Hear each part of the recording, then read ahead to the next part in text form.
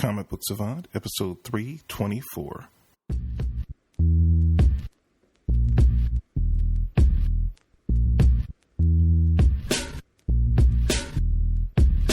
I know this.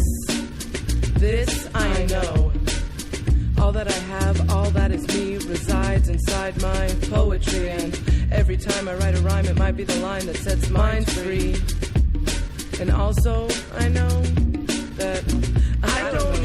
Welcome to the Comic Book Savant podcast. I'm your host, James Harris. This week, we're going to be talking about Voltron Legendary Defender Season 2. I just not too long ago reviewed the first season. It was about my third time watching this season, and it premiered when I was on my hiatus earlier last year in the summertime. So by the time I got around to it, we were already on the cusp of Season 2 being released, so I wanted to more promptly release this review of Season 2 of this show. But before we get into that, as always, I'd like to give a shout out to my friends over at the Comics Podcast Network. You can find over at comicspodcast.com. If you like this podcast or you want to find more comic book related podcasts to listen to, stop over to the Comics Podcast Network. There are literally hundreds of different podcasts listed there on that directory. I like to say it's a nice launching point to find comic book related content. They have single person podcasts like myself, ensemble or roundtable formats. They have shows that are based on individual characters, teams, publishers, you name it. It's a podcast out there for it, and that's just the best landing spot over at the Comics Podcast Network. Again, is comicspodcast.com. Like I said, you can't go anywhere else better to find comic book related podcasts. So if you have a moment, stop by there, check out some of the shows. If you like this show and you want more of this kind of vibe, definitely stop by there. Last but not least, I'd like to give a shout out to our sponsor for this and every episode, which is InStockTrades.com, one of the best places you can go on the internet to find collected editions. You can find, Marvel Masterworks, Omnibus,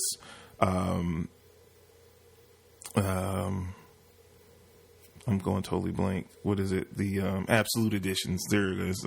Slipped my mind.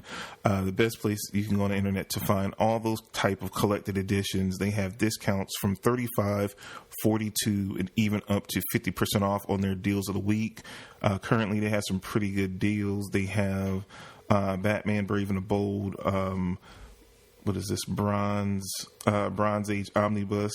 This is 50% off, only $62.50 with that discount. They have Deadpool Beginnings Omnibus hardcover, 50% off, only $50. They're continuing the release of the first Rebirth trades are hitting for the different characters. This week we have Green Lantern Trade Paperback Volume 1, or Green Lanterns Trade Paperback Volume 1. For Rebirth, that is 50% off, only $8.49. We have Iron Man Epic Collection by trade paperback by Force of Arms is the name of the actual trade. That is 50% off, only $19.99. That's a great deal for that. And then we have Nightwing Volume 1, Better Than Batman Rebirth trade paperback, 50% off, only $8.49. So some really good deals. Like I said before, any orders $50 or more, you get free shipping. That's only for U.S. customers. If you're an international customer, you still get the discounts. You just don't get the free shipping. But they do have some of the most reasonable and competitive rates around. So you definitely want to check them out. When I was looking over the site, looking at the comics that they have for the deals of the week, I saw something that's being released this week that I wanted to do a kind of special spotlight before I jumped into the episode, which is Checkmate by Greg Rucka. It was a really good series. I talked about it at the time it came out. This series is probably about a decade old or more now. It was a really strong series. It was a short run. It only went 31 issues. Rucka was on board for the first 25 issues of it. If you like things like Agent of S.H.I.E.L.D., Checkmate basically is kind of the equivalent of what S.H.I.E.L.D. is in the Marvel universe, in the DC universe.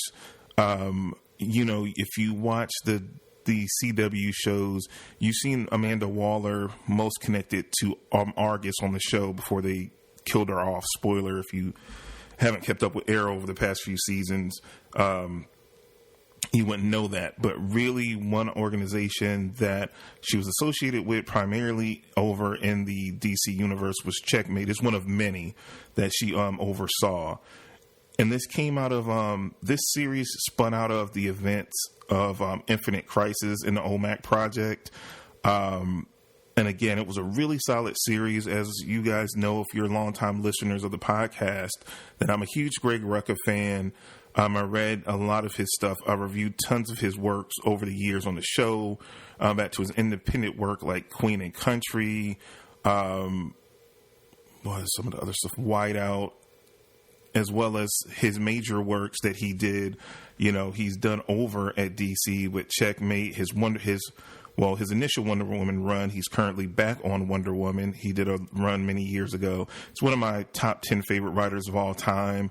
I just really love this series. If you like espionage, it's a real, I think at the time, everything was so action-based in comics. This is more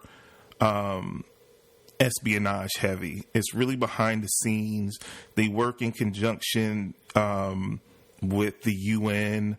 There's a UN based, so it's kind of what we kind of see now with Agents of S.H.I.E.L.D. with the Sokovia Accords on the TV show and in the movies, where they have to work in conjunction and with approval of the UN. This was a concept that over in DC that was fleshed out years ago. And Checkmate was an old series, just similar to what is the series that I'm thinking about? The Suicide Squad. That was like a 70s and 80s concept book that was back then that kind of fizzled out, that they brought back. And Greg Rucka was just like the perfect person. If you've read any of his stuff like Queen and Country over in the European spy scene and all that kind of stuff, he did it with this UN-based affiliated group that had a structure of humans and metahumans, metahumans in DC work together in this weird tier system. I can read the synopsis for you to kind of give you a better idea, to kind of give you a breakdown on what the concept is of Checkmate. Again, after the explosive events of Infinite Crisis and the OMAC project, the UN formed Checkmate to bring down heroes and villains that get out of line. Using their unique abilities to deputize human and metahuman forces, this agency pulls out all the stops to maintain balance between worlds. Having finally secured the political backing they needed to survive, Checkmate's operations begin in earnest as a agent tries to infiltrate the terrorist group Cobra. But someone within Checkmate is working against them, and a compromised agent is forced to make a deadly choice. And this first trade that they're releasing is Checkmate by Greg Rucka, Book 1. It collects the issues 1 through 12 of his run, and I'm assuming they're going to do a Book 2. I don't know.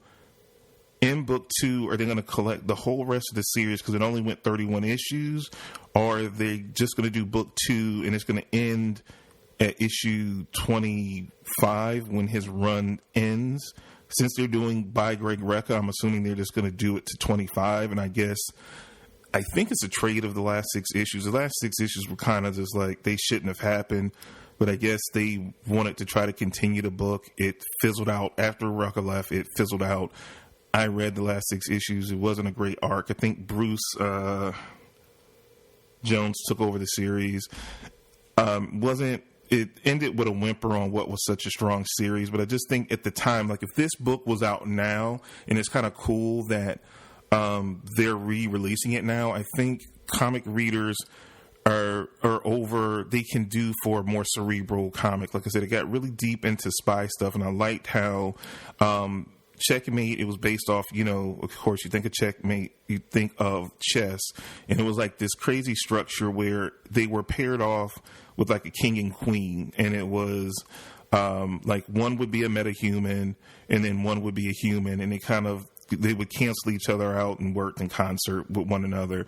Really heady stuff. It was fleshed out extremely well, but it just did not sell well. A lot of people just weren't into it, and it had good action in it. But again, it was more spy espionage thriller. Like if you like things like, Jason Bourne and more like if things even like Person of Interest, that the television show, things of that nature, that more in the spy realm. It feeds that side of you.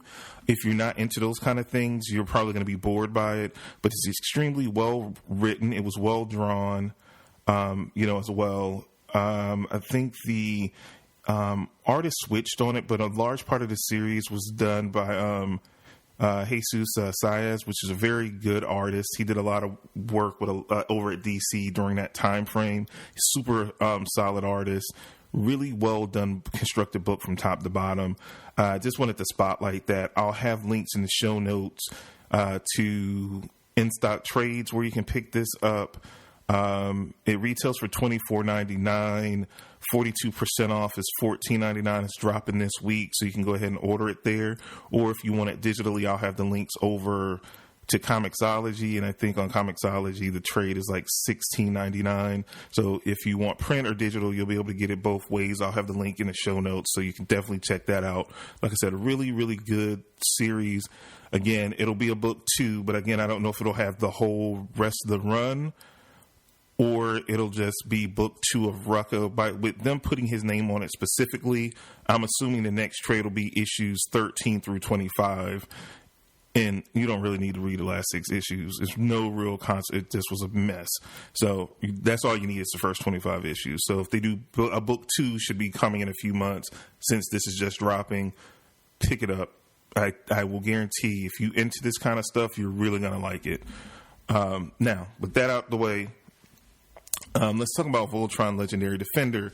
Again, this is a Netflix show done by DreamWorks Animation. This is the continuation of the saga of the 5 teens from Earth: Keith, Lance, Hunk, Pidge, and Shiro, that become the last line of defense in defense of the galaxy in the intergalactic battle against the alien force led by King Zarkon.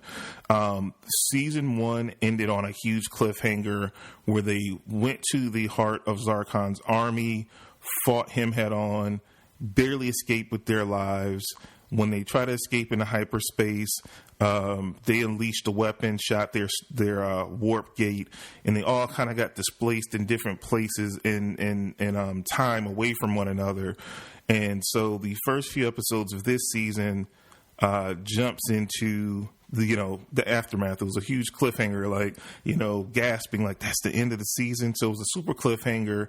It's good that we didn't have to wait a whole year. It was more like 6 months, if even that, before the second season came out. The cast is still the same as follows. We have Kimberly Brooks as Princess Allura, Rhys Darby as Karan, Keith Ferguson as King Alfor, Neil Kaplan as King Zarkon, Josh Keaton as Shiro, Tyler Labine as Hunk, Jeremy Shada as Lance, Cree Summer as Hagar, Bex Taylor Klaus as Pidge, and Stephen Yoon as Keith. Really, really enjoyed this. This was more of the same goodness. Again, the creative, the same people that are behind Avatar: The Last Airbender and Legend of Korra are behind this show. If you've watched those cartoons, it's that same high quality animation. They look like it's the same animation team that worked on Legend of Korra. I'm glad this is on Netflix. That they always worked ahead. They really do a good job of plotting out, and I felt like they caught such a raw deal with the Legend of Korra, with Nickelodeon the last go around. I was so happy that for them doing this show, that they have a format like Netflix and it can get the spotlight. They didn't shift it around, change nights, and Nickelodeon really did them dirty at the end where they renewed it to finish out the series. They were already in production of the later seasons of the show, and then they made certain ones. They took it off TV, and then, they put it online only. Then they went back and aired it. It was a lot of fumbling on how Nickelodeon dropped the ball. So I'm so glad with all these streaming formats, giving original shows in these shows, animation as well as live action alike, a different format where we can go ahead and consume these, binge watch it, because this show is just so fun. You want to binge watch it. You just get totally engulfed in the characters and the development. It's so well done. This team has made arguably some of the best cartoons that have aired on TV in the past decade, easily, with the Legend, Avatar: The Last Airbender, Legend of Korra, and this really lines up with the same quality. And being a fan, an 80s kid, and growing up on the original Voltron, which was pulled and pieced together from a cartoon series over in Japan called I think Go Lion Force or Go Lion. They took things like that and stitched it together, Americanized it. It was a huge phenomenon for a few years in the 80s, which we grew up on. I love the fact that they kept the characters the same, but they modernized it and put their spin on it. And I love the fact that, and with all their cartoons, it has a dual ability. It can appeal to the younger demographic and the younger kids, but still be done well enough that it'll appeal to adults as well. And, me growing up on this, when I first heard that, the announcement of when the first season came out, I was like, whoa, they're going to do it. And then I was like, okay, how is this going to be? And I liked it, and I forgot about who was behind it. And and they grew up on this just like me. Their peers, as far as age wise, to me, they're like in their mid to late 30s. Me being 41, in my age range. So they grew up and they watched this stuff. They loved it, and they took it and refined it and cleared out the kinks and did a few things differently, but at the same time keeping the spirit of the original thing, that it's not exactly the same. And you already know everything that's coming if you watch the original series. It's certain familiar notes, but like I said, just streamlined and modernized for current day, because the world is a much different place now in 2017, as it was back in, 1984, 83, maybe 83, I think is when Voltron first was hit in 82, 83. The world is a much different place now than it was then. So I like the touches they've done. And the tweaks they've done since then. This season is 13 episodes. Episode titles are Across the Universe, The Deaths, Shiro's Escape, Greening the Cube, Eye of the Storm, The Art of the Tajir, Space Mall, The Blade of Mamaru. I hope I pronounced that correctly. I think I did. The belly of the Wellbloom, Escape from Beta Tars, Staying Alive, Best Laid Plans, and Blackout. It's hard with a series like this that you have such a strong first season. I gave it a must watch.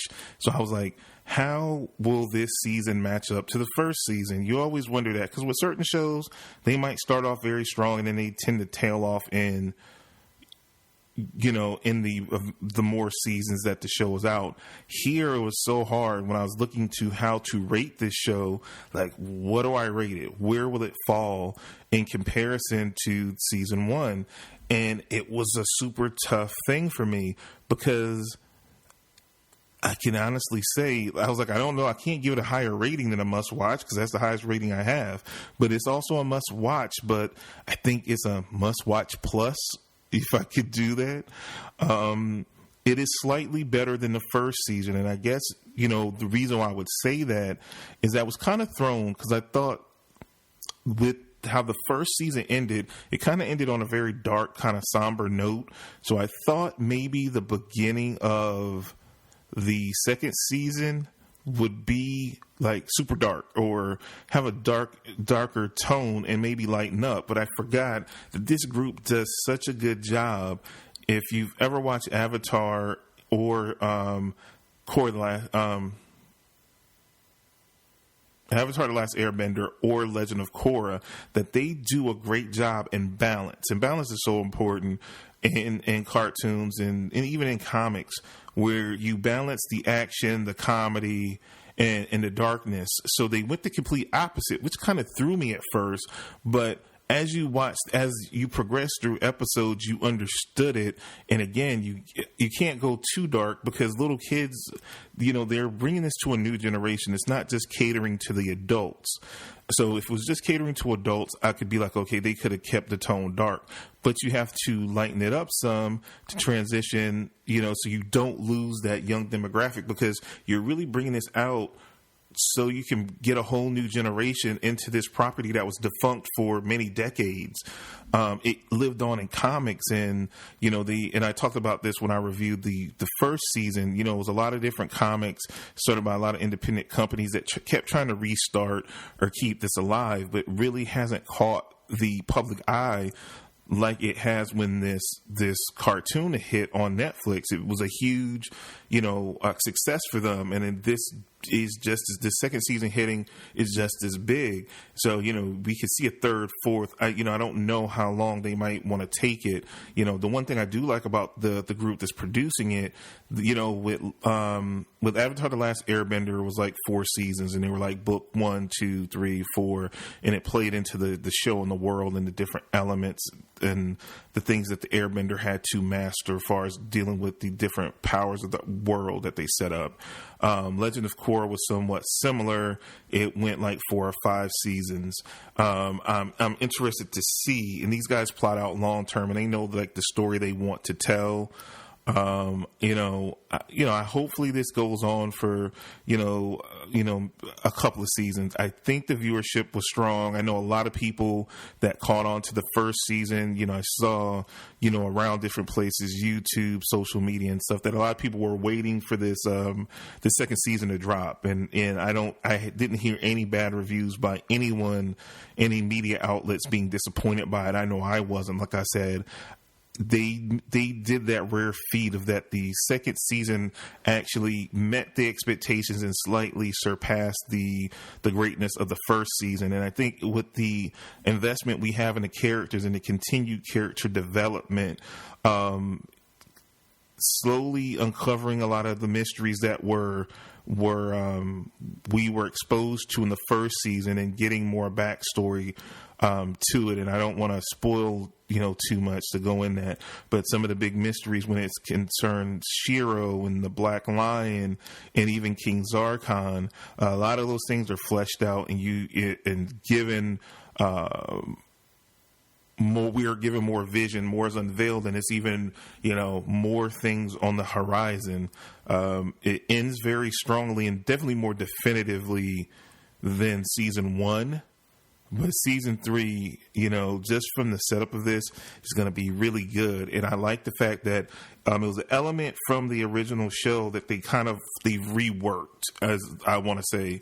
And they name dropped a particular character that I thought wasn't even in this series. And it got me so hyped for what the third season will be. I don't know how much longer we have to wait. These guys are really good in producing. And like I said, we didn't have a long wait. So maybe since it dropped in the end of January, maybe by the end of summer, we'll have a season 3. I know, I don't know if they're going to do a wait and see on it or not, but they're normally, because again, they plot out where they want the series to go and they kind of know where they want the story to go. So as soon as one is produced and out, they're already midway through, if not already through, with the next season. I know with a lot of animation, because you have to have that time out in advance, you got to be ahead of the game, that hopefully I haven't seen anything or heard anything at this point, because literally this just dropped like a week or so ago, that we'll get some news that everything is good, it got renewed for another season, and hopefully we'll get it maybe like late June, maybe July. would be awesome that we get another season this year, to keep the ball moving, because it's just really fun. And like literally it came out, I think it took me 2 days. I wanted to take my time with it. I think the first season came out. It came out. I started watching it that morning. I watched it straight through that whole day. I totally binged it. This time I kind of spreaded it out and wanted to savor it some, but I still I watched half the episodes, and then the next day finished the other half, and totally got it done. And it was just so good. And just a testament to it. I watched the first season in total 3 times. I've already watched this season once. I will probably watch it 2 more times before the next season comes out. It's just that good, and it's just that fun. Just with the vibe, and like I said, you really feel connected, and you feel the growth of the characters in the world. And even the villains, I mean, they have death. Certain things were revealed about other characters that we just didn't know, and that were very surprising when the reveals came. They kind of threw you off balance, but then pulls you in to want to see where everything goes next and what other twists and turns they have. Like I said, they've done a really good job with balancing the twist and turn, and they don't feel forced. Everything feels natural. They put a lot of thought in the planning in advance. So when these certain things are revealed, they're shocking, and you could not telegraph them, which is so good because there's so much TV, not even just animation, and certain times even in comic books, where you can see where certain things are retread, and you can tell they are really students of the original to take these certain things and turn it on its ear and do it where, again, is not telegraphed at all, and it just fits so well. You can tell that they're really students and they really love the source material. So that is just as a fan of Voltron itself in the original 80s cartoon, the American 80s cartoon that I grew up on, I really just makes me love this iteration even that much more, because you can tell it's made by fans for fans, but at the same time ushering in a whole new group, a whole new generation that didn't get a chance to see that 80s cartoon to experience what we experienced as kids, for them now. So it can reach a whole new generation, which is awesome. I wish more of this would be done and done properly. So total thumbs up for me. A must watch. I can't recommend it enough if you already haven't watched it. And if you haven't watched Voltron at all yet, go on Netflix, binge season 1, and then go right into season 2. You will love it. It'll be an awesome weekend binge session to have to knock out these 26 episodes between season 1 and season 2. They're both like 13 episodes apiece. Do it. You will thank me later. And that's all I have for you guys this week. As always, check out the sponsor over at InStockTrades.com. I'll have links in the show notes on the website. Like I said, to the Comixology link about the Checkmate, book. If you're interested in that, like I said, I think that's something. If you're into thriller, espionage, spy stuff, you'll really enjoy the Checkmate series. And also the Comics Podcast Network over at comicspodcast.com. Check those both out. Hit me up on the website, comicbooksavant.com, on Twitter and Instagram at comicbooksavant. If you haven't followed me yet, send me a follow. If you haven't reviewed the show on iTunes, if you could take a moment, please do that. That really helps the show gain even more exposure. So if you have a moment, drop by there and do that. If you want to help support the show, if you go over to the website, you will see that I have a Patreon link set up for the or even a PayPal link if you just want to support give $1 or whatever to help support the podcast. You can do all that on the website. I have links to a direct PayPal link where if you just want to give 50 cents, $1 or whatever, or if you want to contribute to the Patreon campaign, you could do that. All the links are over at on the Comic Book Savant website. As well as all the links to the social media. So if you forget how to get to the Twitter and Instagram, if you go to comicbooksavant.com, all that is right there for you, just a few clicks away. That's all I have for you guys this week. I will be back next week with another episode of Comic Book Savant. You guys have a good week. And if you don't watch Voltron, I'm going to sick the lines on you. All right. I'll see you guys next week. Have a good day. and into lyrical wholeness. And I know this, and I know this. This I know, this I know.